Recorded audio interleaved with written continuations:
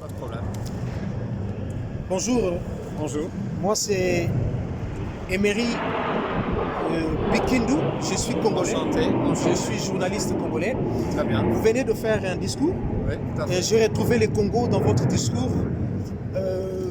Qu'est-ce que les Congolais peuvent attendre de la Belgique, politiquement ou socialement parlant? Voilà, En je cette pense période, que bien les sûr. Belges et les Congolais ont toujours eu une très bonne relation entre eux. Donc nous sommes deux pays qui sont liés par l'histoire. Bien sûr, dans l'histoire, il y a eu de mauvais épisodes, il y a eu aussi de bonnes périodes.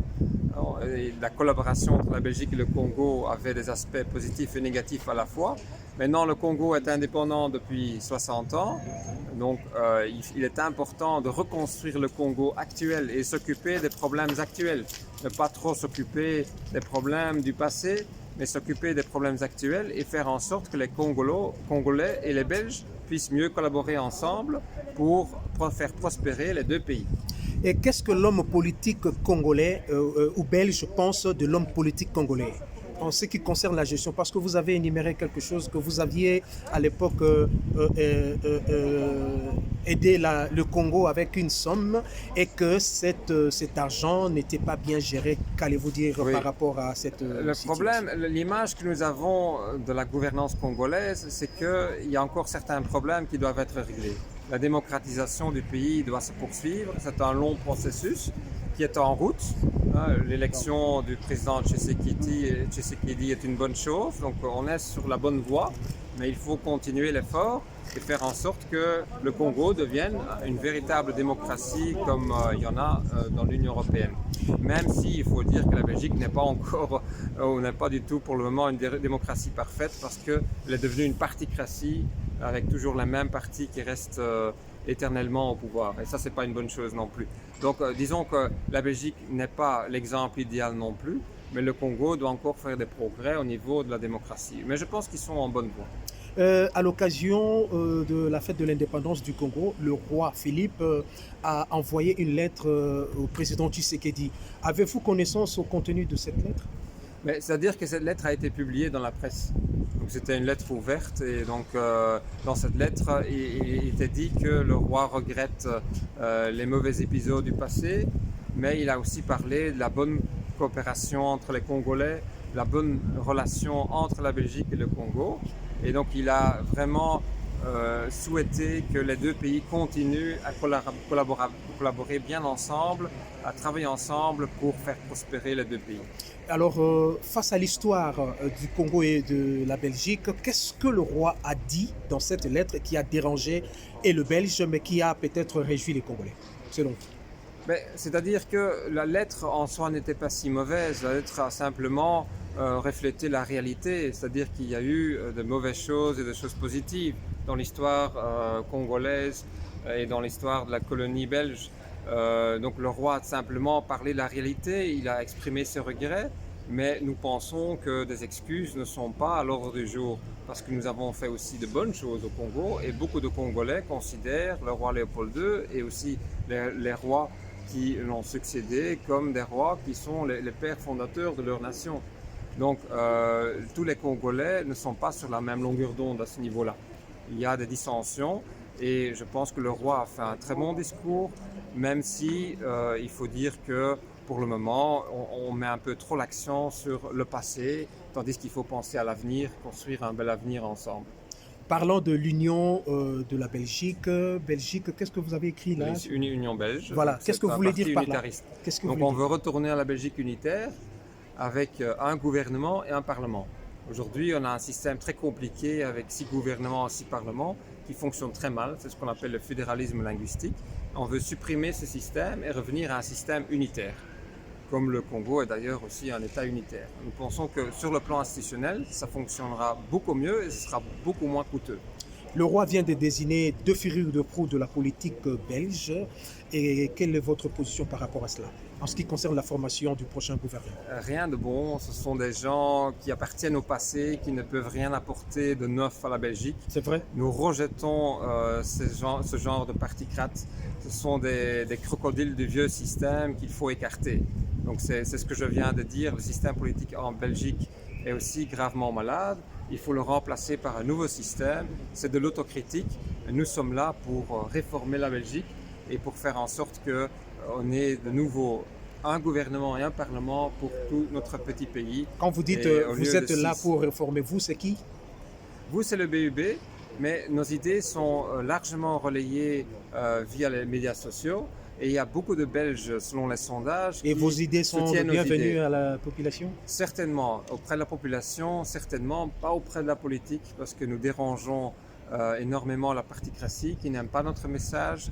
Mais bon, ça, c'est pas notre problème. Notre problème, c'est de résoudre les problèmes actuels au niveau politico-communautaire en Belgique et de faire en sorte qu'il y ait une nouvelle Belgique plus forte et unitaire dans les années à venir. Alors, selon vous, qu'est-ce que le roi devait faire pour la formation du prochain gouvernement, au lieu de choisir le deux que vous avez qualifié? Le roi aurait dû désigner des experts qui formeraient un gouvernement provisoire ou éventuellement des partis issus, des ministres issus des partis, tous les partis démocratiques, pour faire un gouvernement provisoire qui prépare un référendum constitutionnel sur la question institutionnelle, donc c'est-à-dire sur le retour à l'unitarisme. C'est ce que le roi aurait dû faire.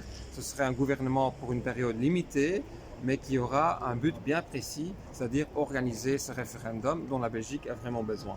Alors, pour ceux-là qui veulent à tout prix que la Belgique soit divisée, peut-être qu'un discours pour décourager toutes ces personnes, peut-être, parce que bon, il y en a, hein, il faut le dire, qu'il y a une frange de personnes qui veulent à tout prix qu'il y ait scission. Alors, que dites-vous? C'est une petite minorité des gens, mais qui ont malheureusement un accès important aux médias. Et c'est ce que nous dénonçons. Nous voulons aussi que les unitaristes... Mais vous pouvez aussi faire la même chose, faire entendre votre voix. Oui, mais les médias sont aux mains de la particratie qui ne veut évidemment pas être remplacée par d'autres partis. Donc ça, c'est le problème éternel, même si on voit sur les réseaux sociaux qu'énormément de Belges veulent effectivement le retour à la Belgique unitaire. Donc c'est un processus, c'est un long processus, mais il y aura des changements très importants à ce niveau-là dans les années qui viennent. Une dernière question. Un discours à l'endroit de la population, bien la communauté congolaise vivant en Belgique et au Congo tout entier. Parce qu'au Congo, on va vous suivre. Un petit discours aux hommes politiques congolais, aux Congolais qui vous suivent. Voilà, petit discours de soi. Que la Belgique et le Congo devraient mieux collaborer ensemble. Mais pour que ça soit possible, il faut d'abord que les Belges et les Congolais règlent leurs problèmes internes. Nous, on s'occupe des problèmes en Belgique. Il y a un problème au niveau de la particratie, au niveau du fédéralisme qu'il faut absolument régler pour revenir à un État unitaire. Et vous, au Congo, vous devriez continuer le processus de démocratisation du pays, faire mieux faire collaborer les politiciens de votre pays, et ainsi on pourra vraiment constituer une nouvelle coopération heureuse entre la Belgique et le Congo. Merci monsieur, rappelez-moi votre nom. Van de Koot. Vous êtes Voilà, je vous donne ma carte. Voilà. Président du BUB. Président du BUB, Belgique, Union. Union belge. Union belge. Voilà, parti bilingue unitariste. Voilà, donc il y en a qui prônent pour l'unité. C'est bien être unis. Dieu le Père d'ailleurs nous recommande d'être unis. Voilà, quelque part, il y a des Belges qui pensent quand même positivement pour une Belgique encore unie. Et voilà quoi. Merci messieurs. Je vous rappelle que nous sommes en direct de la place du Beaux-Arts, Mont des Arts, voilà, où la Belgique célèbre aujourd'hui sa fête nationale, bien sûr. C'est depuis 1830 que l'histoire a commencé. Retenez que c'est le 21 juillet de chaque année que la Belgique fête sa fête, voilà, ça commémore son histoire. Donc, et je vous dis merci, restez branchés. Nous avions promis de relayer ces petits moments qui malheureusement n'a pas connu vraiment grande chose comme ce fut l'année passée, mais bon, on espère que prochainement on va quand même faire quelque chose de bien. Mesdames et messieurs, merci. Donc je ne sais pas si je peux faire intervenir encore une dernière personne. Donc, oui. Voilà, il est au téléphone. Je suis au téléphone, je dois couper. Ça va? À tout de suite. Hein? Bonjour. Bonjour. Vous êtes belge? Moi, je suis belge. Je vous ai vu depuis le début de la manifestation avec votre petite caméra. Qu'est-ce que vous pouvez dire à l'endroit de pour la fête d'aujourd'hui et puis au discours que vous venez de suivre tout tout à l'heure. Voilà, nos discussions, c'est une sincérité de BUB et qu'on veut vraiment d'en avant pour la Belgique. On veut vraiment former et changer ce Belgique envers un Belgique sincère et ouvert à tout le monde, sans une idée de particratie et pression politique envers nos personnes qui sont liées avec nous, ce qui n'est pas le cas dans les particraties aujourd'hui. Parlez-nous un peu de l'unité entre la Belgique et le Congo, parce que moi qui vous parle, je suis congolais et la Belgique a une histoire. On peut parler de la Belgique sans pour autant parler du Congo et vice-versa. Ben, la Belgique a une grande histoire longue depuis un siècle avec le Congo. C'est dommage que le colonialisme a été sali par d'autres pays pour faire pression sur une Belgique qui était riche et qui voulait très fort avec le Congo, malgré ce qui s'est passé localement avec les citoyens congolais. Mais je crois sincèrement, si on aura pu continuer, peut-être pas sous la forme de colonialisme, mais en forme de structure commune, on aura pu développer le Congo beaucoup plus loin aujourd'hui qu'avec ces ruptures dans les années 60 de l'indépendance. Je crois que l'indépendance était quelque part un soulagement pour les Congolais, mais aussi la ruine de la population. Car la grande partie de la population congolaise aujourd'hui n'a pas cette dynamisme et les moyens d'avancer bien plus loin qu'ils sont aujourd'hui. Ils peuvent être quasiment, chaque personne congolaise pourrait être un des pions riches dans leur pays à travers toutes les ressources économiques qu'ils ont aujourd'hui. Que souhaiterez-vous dire aux hommes politiques congolais qui vous suivent en ce net moment? Parce qu'on décrit la mégestion, certains qualifient ces hommes politiques de soi-disant politiciens qui viennent au pouvoir pour leurs intérêts. Qu'allez-vous Je crois que ces politiciens congolais doivent apprendre surtout.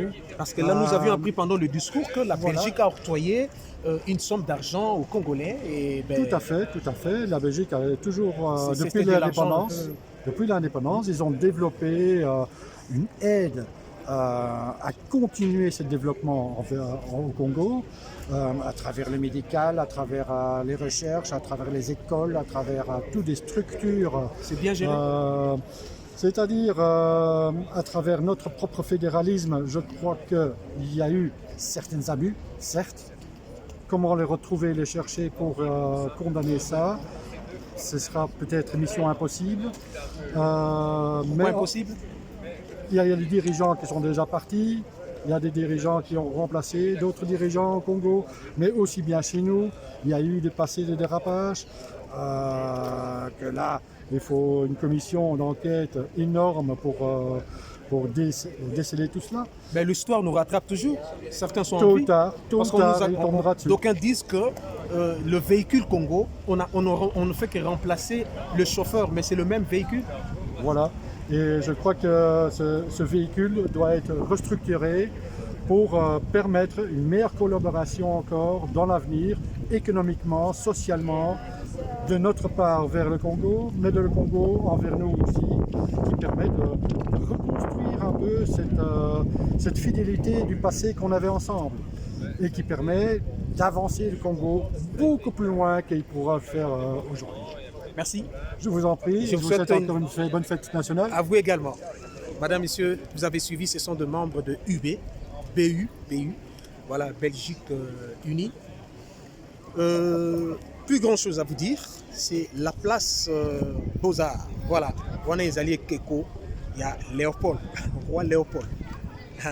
On a roi Léopold, Coco Léopold, tout ça n'est pas Banoko. Et suivez de près nos émissions, nous allons faire le meilleur. Nous allons faire tout possible pour que vous soyez tout le temps servis. Et à la prochaine. Voilà.